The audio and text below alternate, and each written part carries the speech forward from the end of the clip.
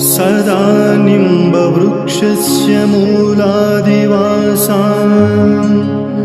सुधाश्रावेणं तिक्तमप्यप्रियन्तम् तरुं कल्पवृक्षादिकं साधयन्तं नमामीश्वरं सद्गुरुं सायिनाथं सद्गुरुं सायिनाथं सद्गुरुं सायिनाथं। ओम साई राम। ओम साई। पुजारी जी हैं हमारे साथ। हम बाबा के गुरु स्थान पे खड़े हैं और कल बाबा की दत्तात्रेय जयंती है, तो दत्तात्रेय और गुरु स्थान का क्या महत्व है वो हमें उमेश जी बताएंगे। ये संस्थान के पुजारी जी हैं जो गुरु स्थान का बाबा का ध्यान रखते हैं, गुरु स्थान का। इनसे हम पूछेंगे। उमेश जी ओम साई राम। ओम साई। ये बाबा का गुरु स्थान है, यहाँ पर शिवलिंग है, बाबा का नंदी है, उनके बारे में बताएं। तो इसका जानकारी सही चरित्र में आता है। साईं बाबा जब सर्वप्रथम प्रकट हुए थे तो यहाँ प्रकट हुए थे और तब यहाँ वो बैठते थे और ब्रह्म मुद्रा में वो रहते थे। वो ब्रह्म ज्ञानी थे, जितेंद्रिय थे, तो लोगों से बात भी नहीं करते थे। तो लोगों ने उनसे पूछा कि आप कहाँ से आए, आपके माँ बाप कौन है, आप कौन है, तो कुछ बोलते नहीं थे वो। तो फिर उन्होंने एक यहाँ जागरण गोंधल नाम का एक खंडोबा का एक कार्यक्रम होता है, उसमें से कुछ लोगों को पूछा तो उन्होंने कहा कि यहाँ आप खुदाई कीजिए। तो खुदाई करने के बाद यहाँ फिर उनका एक कमरा निकला नीचे और उसमें गोमुखी, उसके बाद माला, उसके बाद बैठने का आसन, उसके बाद फिर 4 जलते दिए यहाँ से निकले। तो फिर उन्होंने कहा कि ये जो बालक है, ये जो साईं बाबा है, जो जिनको हम साईं बाबा कहते, जो संत है, ये यहाँ उन्होंने 12 साल तक तपश्चर्या की है, तो ये उनका स्थान है। तो फिर लोगों ने उनसे फिर पूछा कि आपने यहाँ तपश्चर्या की, तो फिर उन्होंने कहा नहीं, ये मेरी तपस्थली हो सकती है, पर ये मेरा गुरु का स्थान है, तो इसलिए मैं उनको गुरु स्थान ही मानूंगा। और इसलिए वो इनको गुरु स्थान मानने लगे और तब से साईं बाबा फिर यही आते थे, निम्ब वृक्ष के नीचे यहाँ बैठते थे। उसके बाद फिर एक भाई जी नाम के एक साईं भक्त थे, तो वो है ना अक्कलकोट जा रहे थे। तो पहले दिन उनको रात को दृष्टांत हो गया कि अक्कलकोट स्वामी जो थे उन्होंने कहा कि मेरा स्थान यही है शिरडी में, आप अक्कलकोट में जाने की जरूरत नहीं है, आप यही आ जाइए। तो वो फिर यहाँ आए और उनको ऐसी अनुभूति हुई कि अक्कलकोट स्वामी महाराज यही वास करते हैं, यही उनका स्थान है। तो फिर उसके याद में उन्होंने यहाँ चरण पादुकाएं स्थापित की। तो उपासनी महाराज जी और उन्होंने वो चरण पादुका यहाँ स्थापित की और फिर वहां से यहाँ गुरु स्थान में नित्य उनका पूजन अर्चन तब से चला आ रहा है। और साईं बाबा का गुरु स्थान होने के कारण यहाँ फिर सामने धुनी भी जलती है। वो धुनी शुक्रवार को और गुरुवार को सिर्फ प्रज्वलित की जाती है। और कोई उत्सव होता है साईं बाबा का, जैसे गुरु पूर्णिमा है, रामनवमी है और दशहरा है, उस समय वो धुनी प्रज्वलित की जाती है और फिर भक्त उसमें लोबान डालते और अपनी इच्छा मनोकामनाएं साईं बाबा से प्रार्थना रूप से मांगते, तो वहां धुनी भी जलाई जाती है। तो शुक्रवार, गुरुवार और उत्सव के समय वो जलाई जाती है। तो यही गुरु का ये स्थान का महत्व है। इतना पूजनीय स्थान है, ये बाबा के गुरु का स्थान है। जहाँ बाबा यहाँ पर आए तब कहते हैं ना कि सब जांच पड़ताल करते हैं, तो लोगों ने भी वहाँ पर खुदाई करी, तब जाना कि वहाँ पर कैसे 4 दिए जलते हुए और एक गद्दी थी जो बाबा के गुरु का स्थान है। और कौन हो सकते हैं बाबा, ये अब आप हम सबको आज पता चला और आपने हमें इतना क्लियर करा। हम साईं भक्तों को बहुत होता है कि गुरु स्थान जाना है, बाबा के दिए कहाँ जलते हैं, तो आज कितने लोगों का सवाल क्लियर होगा कि बाबा के गुरु का हम धन्य हैं शिरडी संस्थान के, और हम धन्य हैं ऐसी शिरडी के और अपने बाबा के कि हमें ऐसा स्थान देखने को मिला। गुरु साईनाथ महाराज की जय। ओम साई राम। ओम रमेश साई राम। पुजारी जी, अभी आपने हमें गुरु स्थान का बताया, ये बाबा के नीम के वृक्ष के बारे में बताएं। उसका भी बहुत बड़ा महत्व है। उसका एक आरती में भी हम गाते हैं, उसमें भी वो श्लोक आता है, सदा निम्ब वृक्षस्य मूलाधिवासात् सुधाश्राविणं दीप्तमप्यप्रियन्तं तरुं कल्पवृक्षाधिकं साधयन्तं नमामीश्वरं सद्गुरुं साईनाथम। सर्वप्रथम तो साईं बाबा यहाँ निम्ब वृक्ष के नीचे प्रकट हुए थे और तब से उनको ये निम्ब वृक्ष बहुत प्रिय है और उनको बहुत अच्छा लगता था। तो साईं बाबा जहाँ से भी आते थे, मतलब अपना द्वारका माई है, यहाँ से भी घूमते आते थे, तो यहाँ निम्ब वृक्ष के नीचे ही वो बैठते थे और निम्ब वृक्ष से ही वो कौन सा भी कार्य अगर करना हो तो यहाँ से ही आते थे, वहाँ फिर जाते थे। तो उनको निम्ब वृक्ष बहुत प्रिय था। तो अपना गुरु का स्थान है ना, तो अपने गुरु का स्थान हाँ, तो बहुत प्रिय गुरु था। स्थान उनको पहले से प्रिय ही था और निम्ब वृक्ष भी प्रिय था। और उनकी तपश्चर्या के कारण साईं बाबा ने यहाँ तपश्चर्या भी की थी और उनके गुरु का स्थान भी था। उसके कारण यहाँ के जो पत्ते हैं वो मीठे, जब भक्त लोग उनका सेवन करते हैं, खाते हैं, तो वो मीठे लगते हैं। तो ये साईं बाबा के तपश्चर्या और उन्होंने जन्म भर किया हुआ जो कार्य है, जो समाज के लिए है, लोगों के लिए, जो भक्तों के दुख दर्द उन्होंने दूर किए और खुद इतने विद्वान और ब्रह्म ज्ञानी होने के बावजूद वो लोगों में रह के उन्होंने लोगों के सब दुख कष्ट दूर किए और यहाँ वो उनका स्थान है। तो जो लोग इनका पत्ता खाते हैं तो उनको वो अभी भी मीठा लगता है। साईं बाबा को समाधि लेकर 100 साल पूरे हो चुके हैं, फिर भी आज भी भक्त लोग जो नींब का पत्ता नीचे गिरता है तो वो खाते हैं, तो उनको आज भी वो मीठा लगता है। और लोग प्रसाद स्वरूप उन्हें घर भी लेके जाते हैं, अपने किताब में रखते हैं, भगवान की जो पूजा स्थल है वहाँ रखते हैं, जो उनका जो पवित्र स्थान है वहाँ रखते हैं।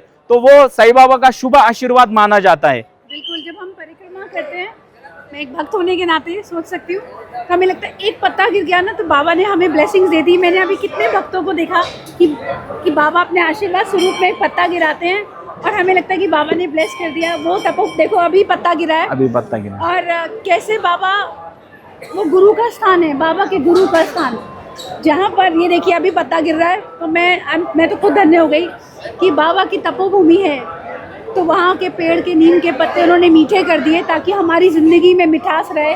ऐसे हैं हमारे बाबा। और कौन से उत्सव के समय यहाँ पर?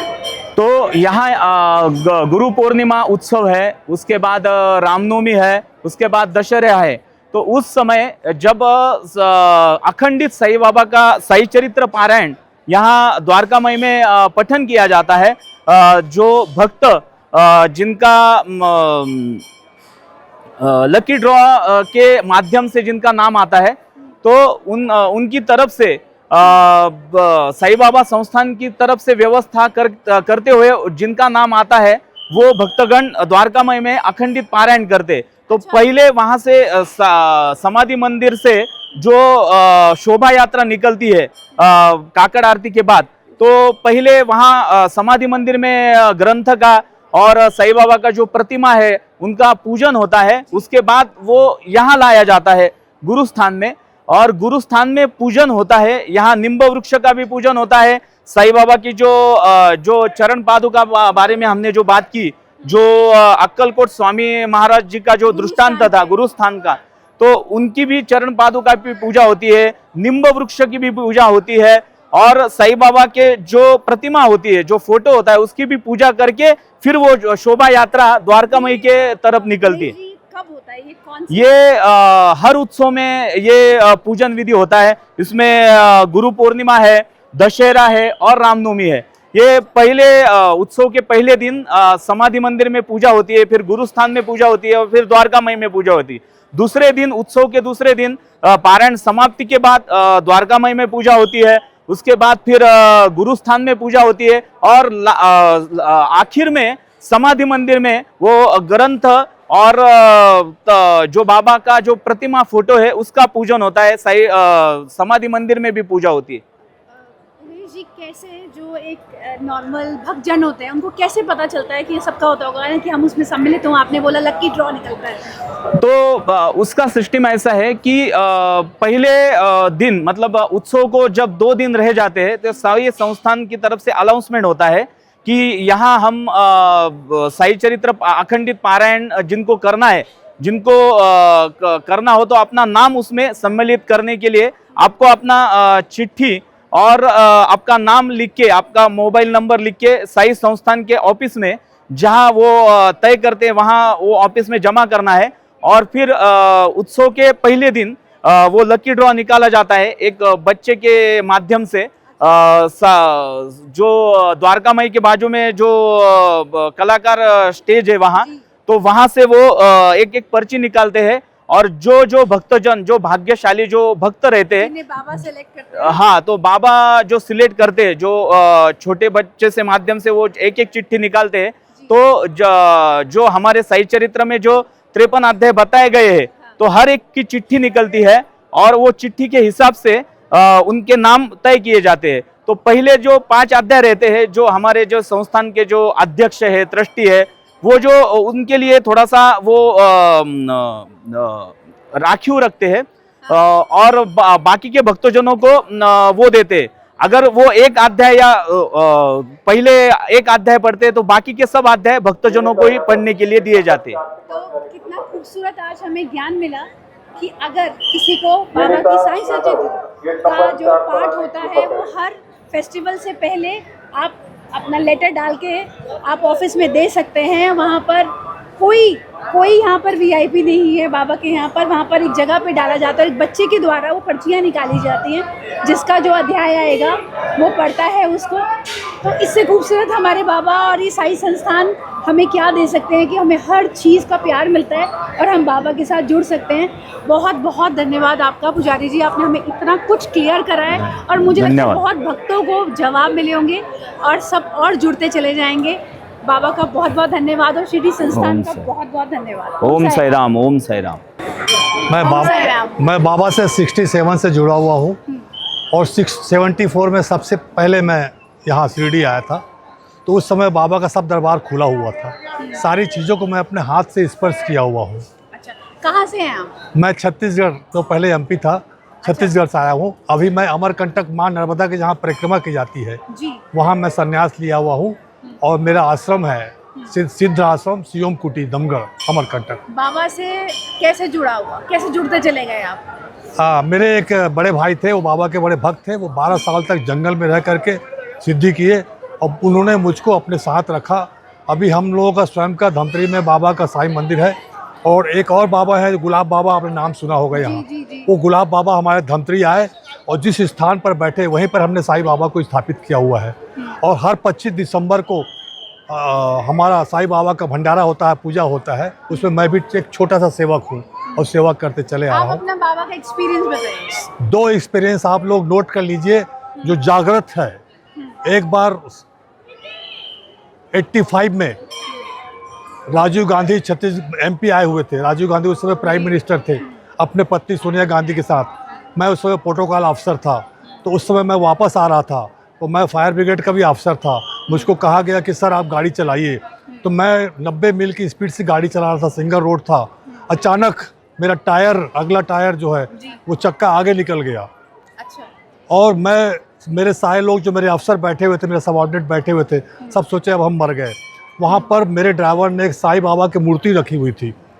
मैंने बाबा से कहा कि बाबा मैं तो मर जाऊँगा, ये सारे लोग मर जाएंगे, मेरे परिवार वालों जो बद्दुआ देंगे इनके परिवार वाले, तो मेरे परिवार वाले क्या गुनाह किया है, गुनाह मैंने किया है, मुझको सजा दो। आप विश्वास करेंगे, मेरे आंखों देखा, मेरे जीवन का पहला अनुभव कि साईं बाबा ने ऐसी कृपा की है कि वो 80 किलोमीटर की स्पीड से चलने वाला गाड़ी जिसका अगला चक्का आगे निकल गया था, अचानक इतने छोटे से पत्थर में रुक गया। सब लोगों ने कहा है कैसे हुआ, मैंने कहा मैं कुछ नहीं किया, ये बैठे हुए हैं, बाबा ने किया। एक ये चमत्कार हुआ मेरे साथ। दूसरा चमत्कार मेरे साथ हुआ था, मैं लाल सोट गया हुआ था भागवत के कार्यक्रम में, वहाँ से वापस आ रहा था, तो पटरी के पास मैं सूटकेस ले जा रहा था अचानक अनाउंस होता है कि राजधानी एक्सप्रेस 135 किलोमीटर की स्पीड से आ रही है और ये रुकेगी नहीं। मैं सोचा कि रुक जाएगी।